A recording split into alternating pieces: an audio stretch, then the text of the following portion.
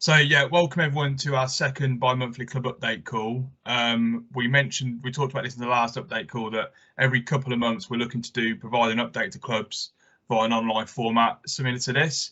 We're very interested to get feedback from you all whether this is the best way of providing updates, or is there other ways that we can do that we can explore. So please do let us know via email or just contact the office and we'll take it from there. So firstly, thank you all for joining the call tonight. Just start with a few quick bits of housekeeping and let you know who's on the call tonight. So keep your cameras and microphones off if you're on the call. And if you do have a question, just put your hand up virtually via the Teams, and then we'll unmute you and bring you in at that point. If you've got any questions, just pop them in the chat and we'll pick them up as we go along.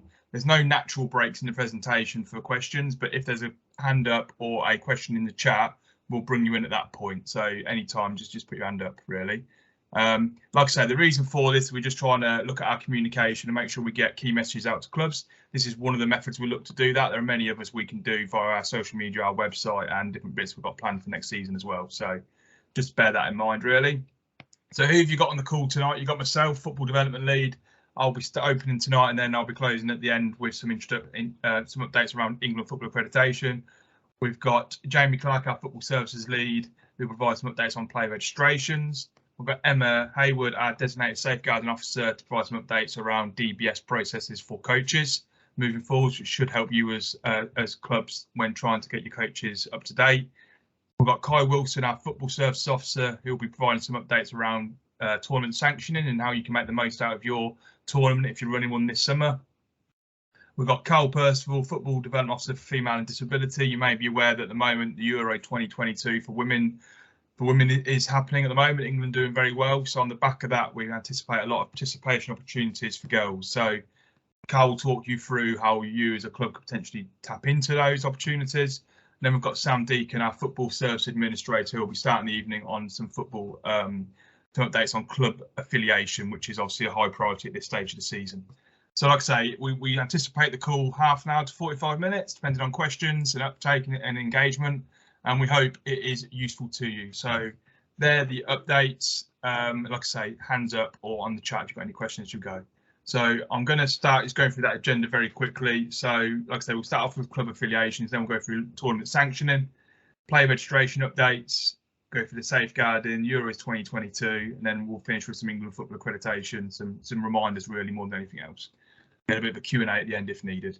Okay, so Sam, I'm going to take myself off. The only other thing I'm just going to mention, as we go through the presentation, there's lots of links in the presentation. So what we'll do, number one, just so you're all aware, this will be posted on our YouTube channel after tonight's call, and all the links to the different bits we mentioned tonight will be in the YouTube channel. Secondly, as we go through the presentation, we'll update the links in the chat.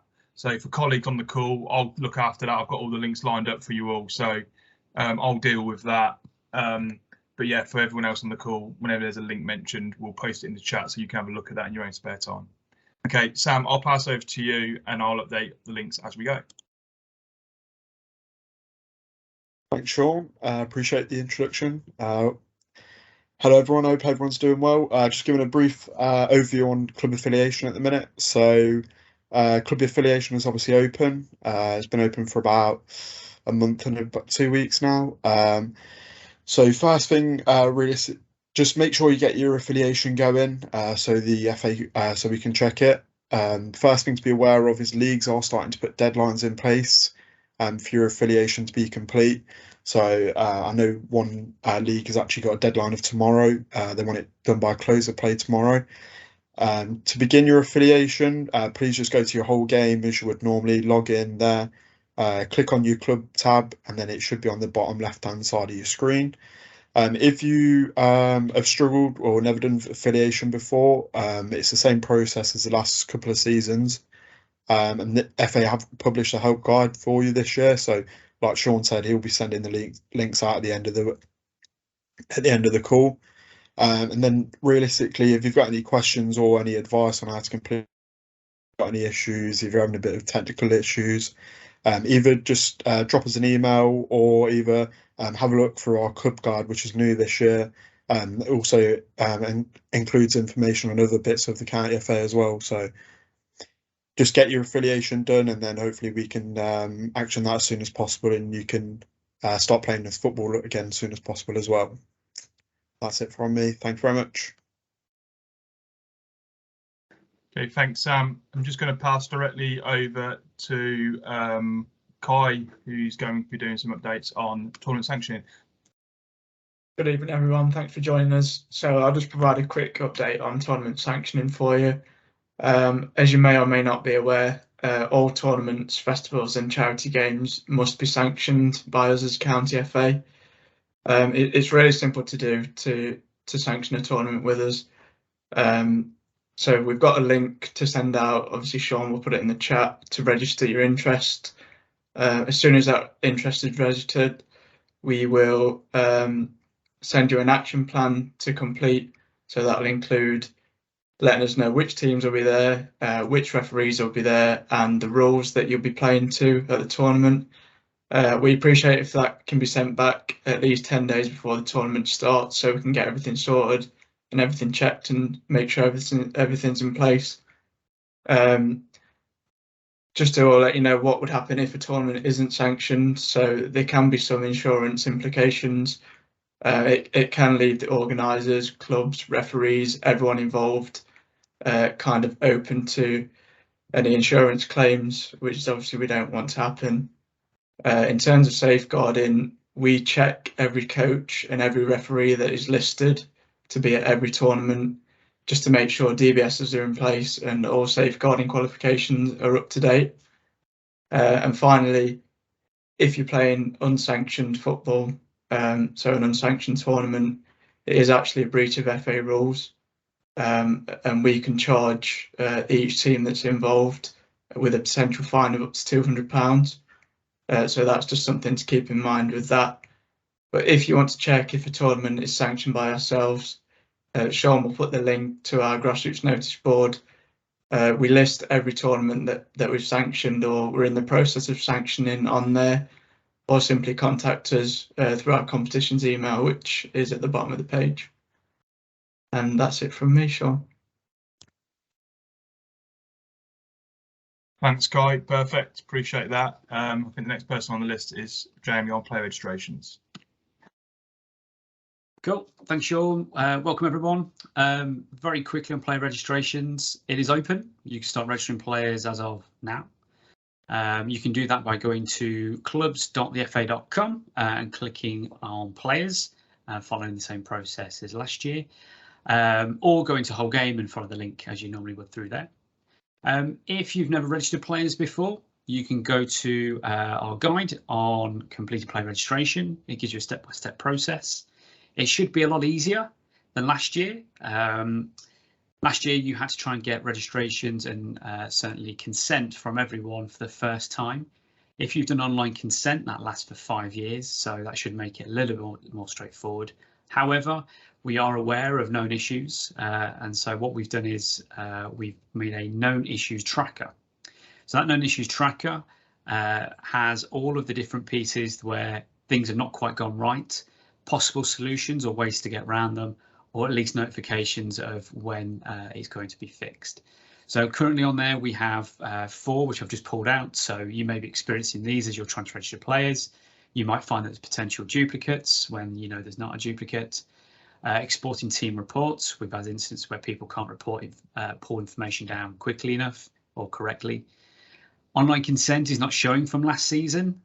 So myself as a player, even though I've given online consent, it's not recognising my online consent. So we're waiting a fix for that.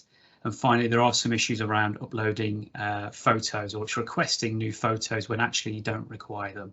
So they're just 4 of the issues that are currently on there.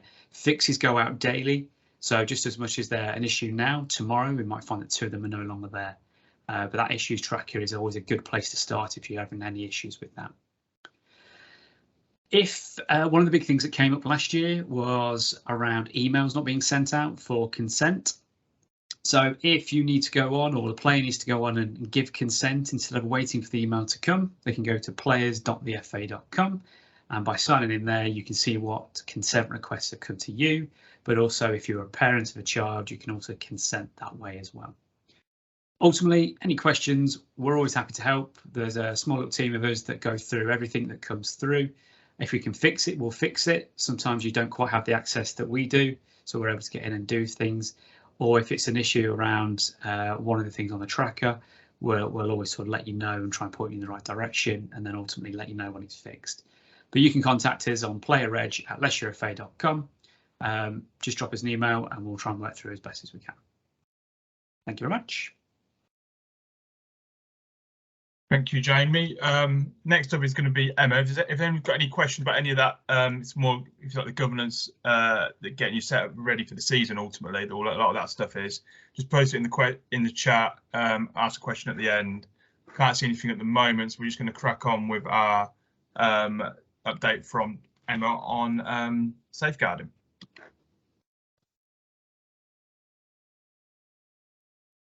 Hi everyone, good evening. Thank you for joining us. I just wanted to provide you a quick update with how we're going to be monitoring DBS compliance in the new season.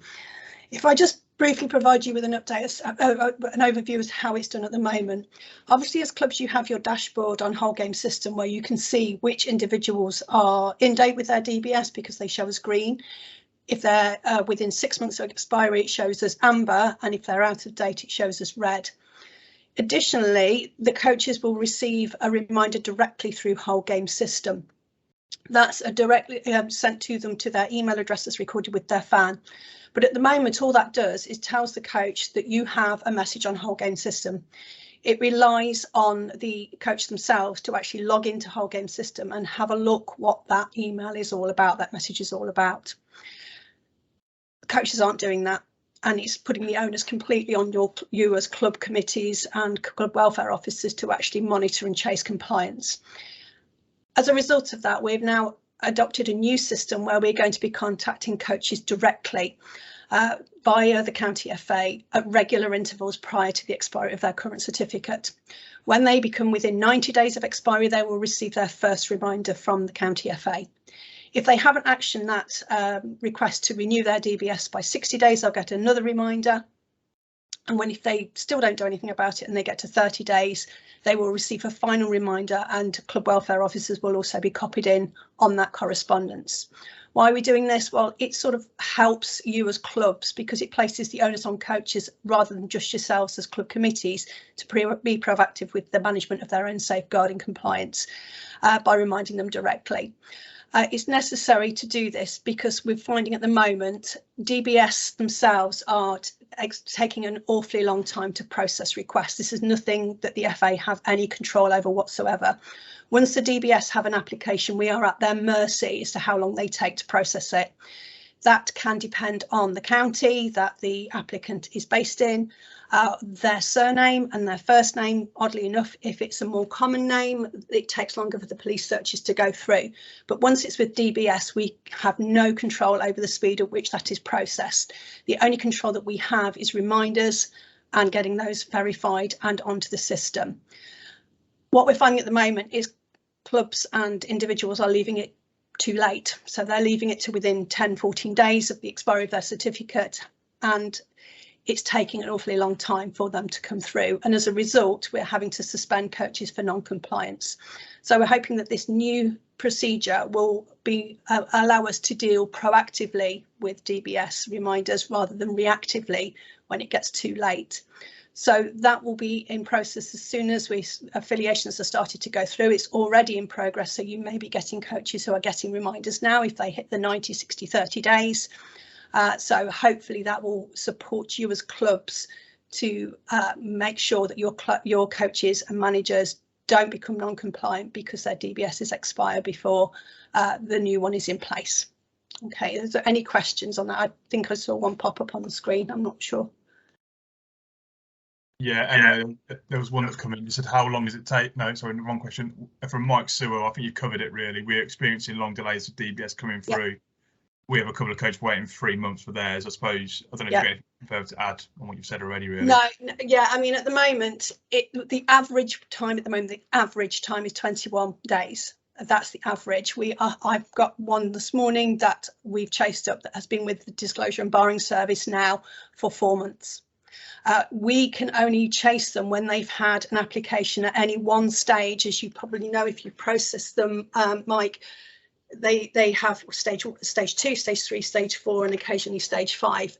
We can only chase up the disclosure and barring service if they've had an application for 60 days at any one stage.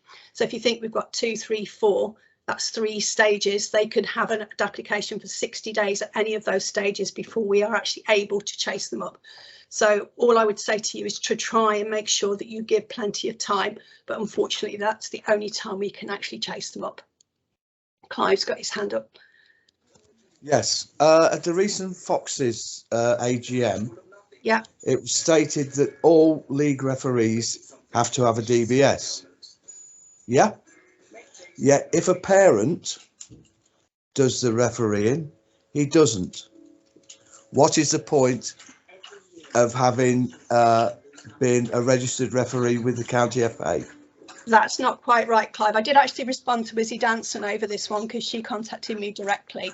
If you've got a parent that steps in on a one-off occasion, they're not actually entitled to apply for a DBS because they're not classed as being in regulated football activity, whereas a referee is in regular contact with children. They referee every week, every fortnight, so they are required to have one.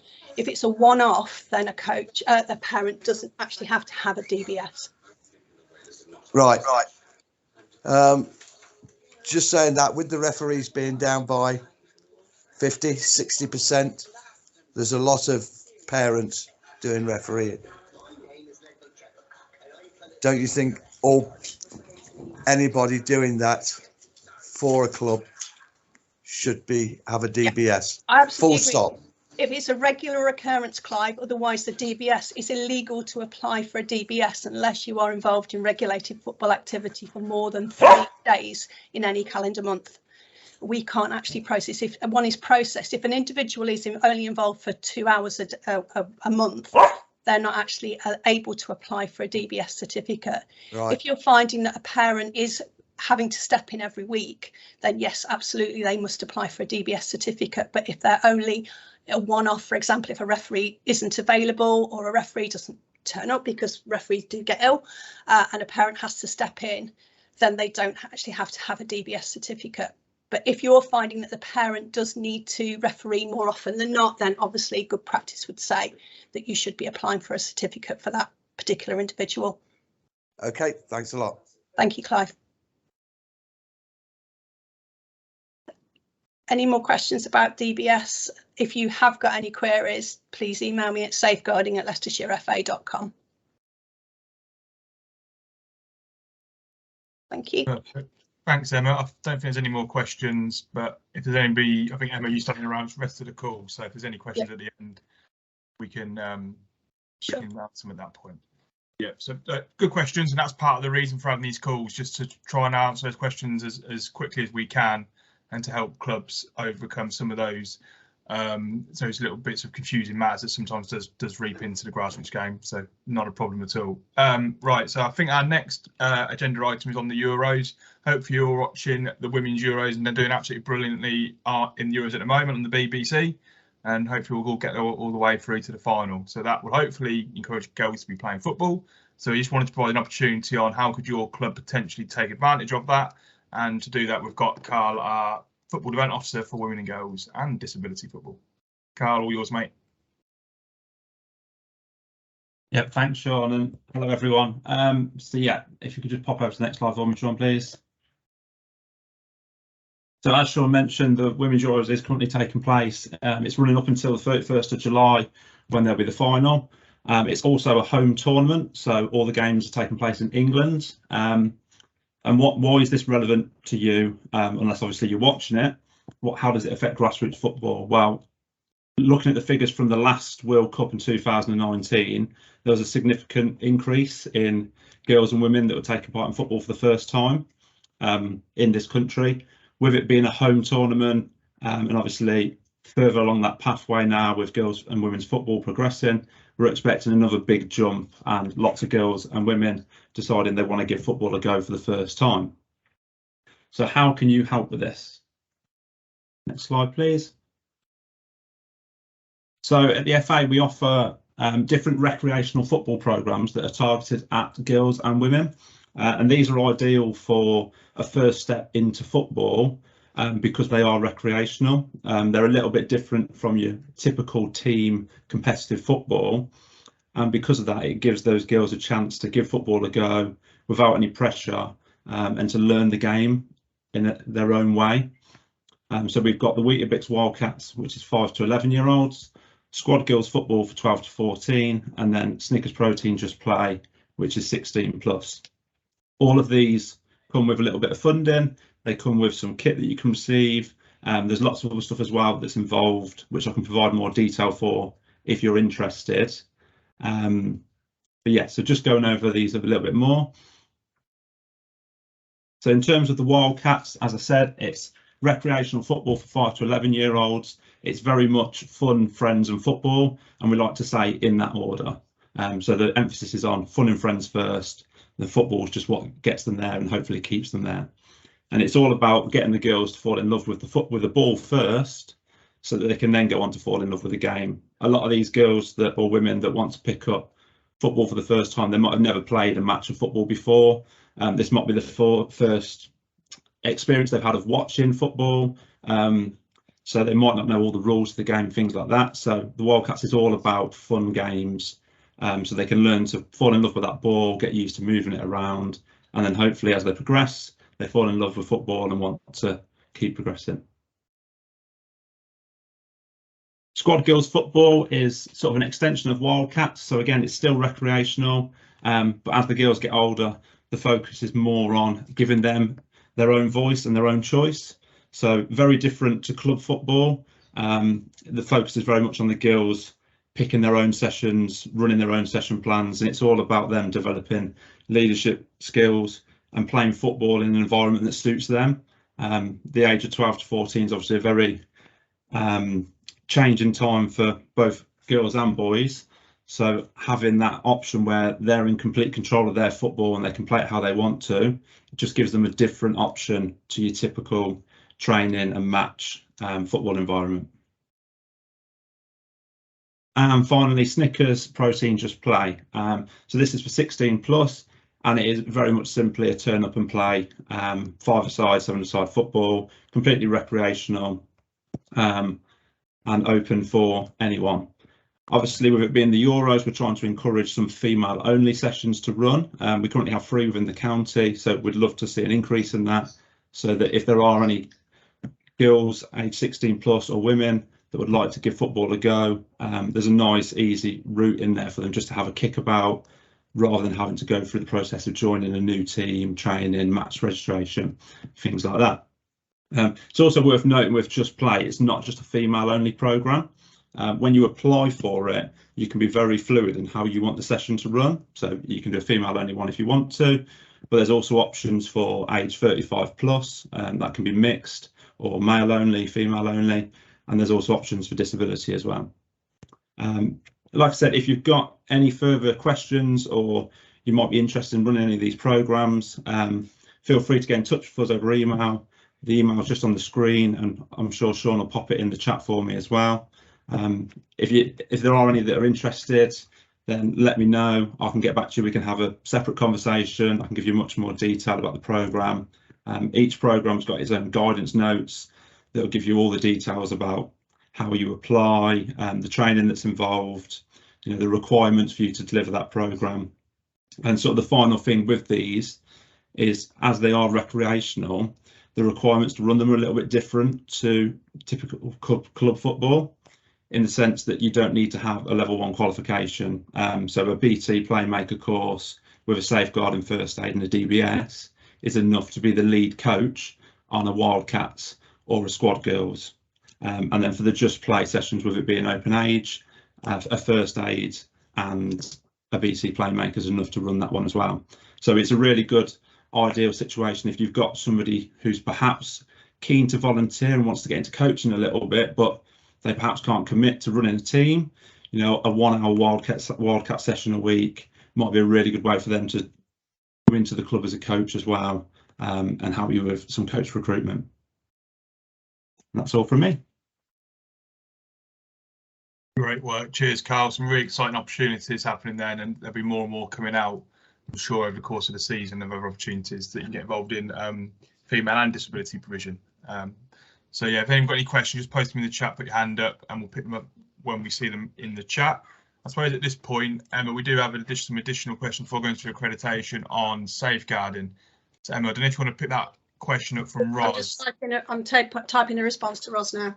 Okay, we'll leave that there then, and then we'll deal with that at that point. Perfect. Okay, so just to finish, last 5 minutes or so, it's just some reminders around football accreditation, renewal and reminders, just to get you prepared over the summer. No massive urgent one on this at the moment, but it's just something to start bearing in mind as we approach the new season.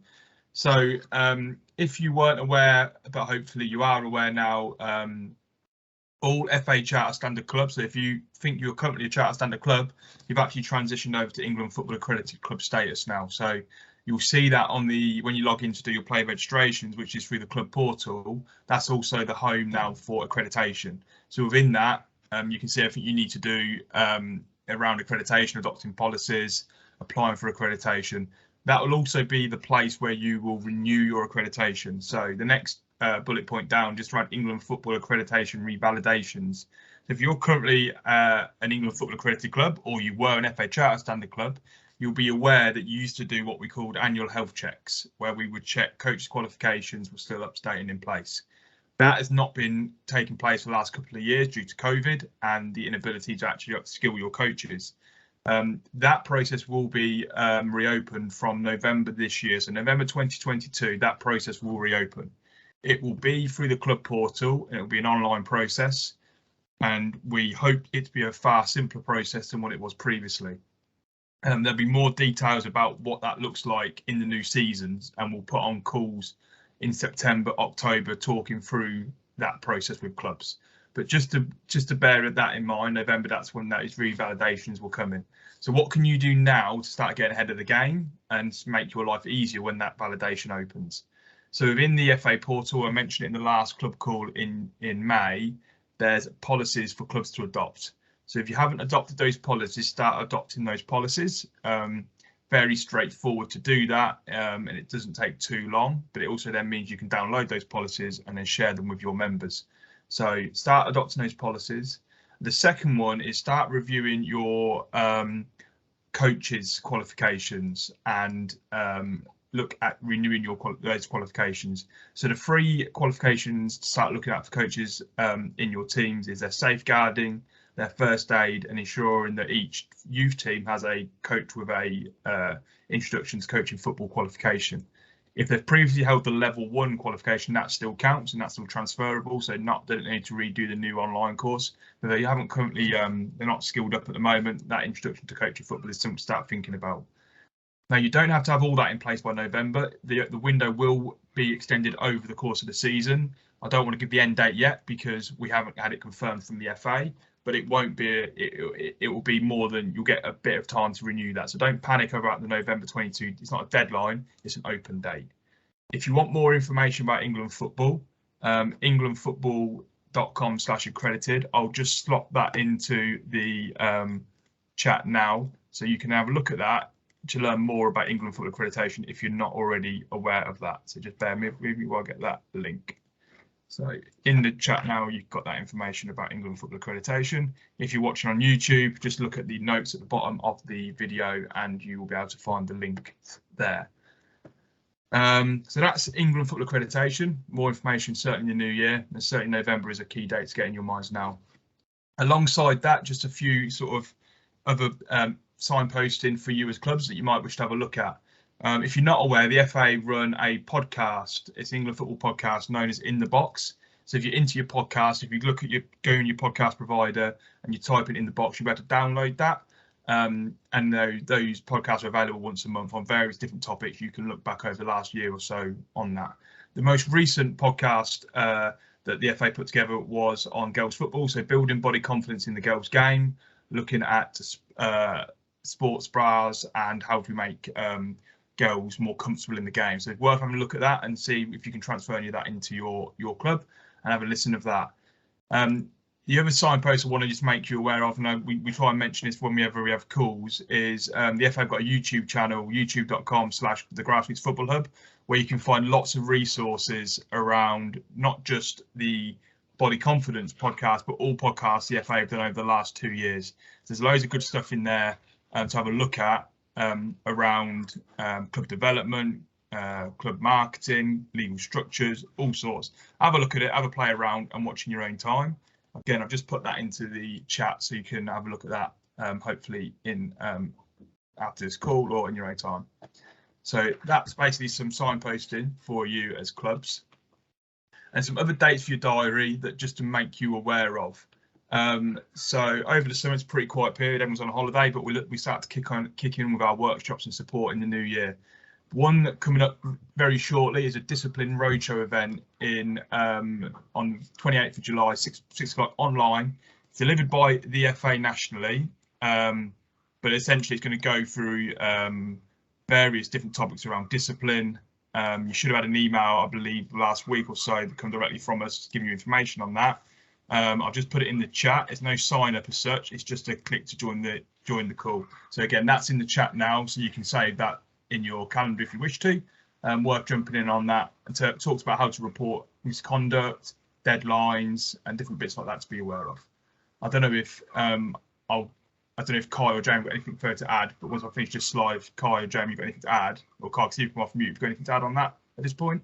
Yeah, I was just going to say, if anyone's got any questions on that, just contact us, discipline@leicestershire.fa.com. I can give you some more details on that. But yeah, no, it should be a really good event. We'll be, like Sean said, the FA are delivering it, but we'll be there as a county FA to support and provide any more information if needed. So,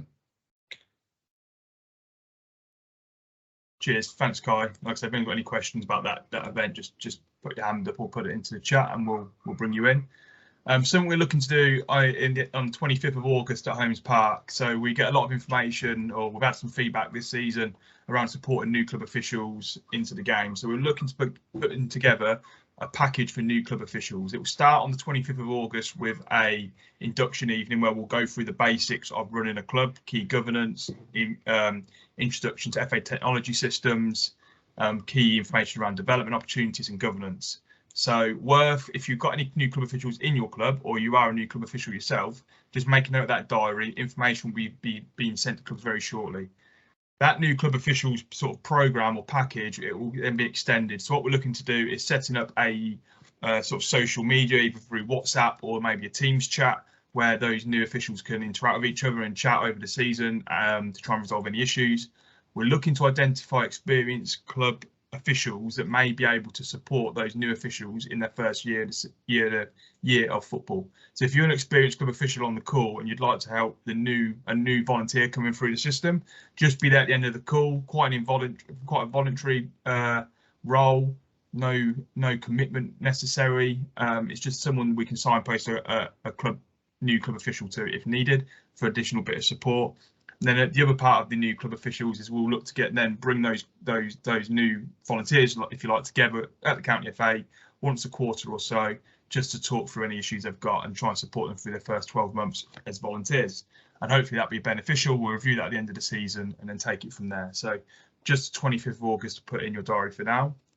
And then what we will be doing in September and October time, linked to football accreditation, is running some club development planning workshops. It is a criteria of accreditation, so we'll be looking to do that. September, October time will be one north of the county, or say north of the city, and then one in more southern area of the county, stroke south of the city. So just keep an eye out for those dates. They will be coming out very shortly over the summer for clubs to start booking onto, and then we'll be delivering a number of other sort of club development workshops throughout the season. Alongside all of that, Emma does a lot of welfare officer calls and updates here and there, and I know the service team are going out and about at the moment in clubs in different areas to support on any service issues or challenges, certainly during the close season. So we're trying to get out and about and just come and speak to us, really. So that is pretty much the formal presentations and delivery complete.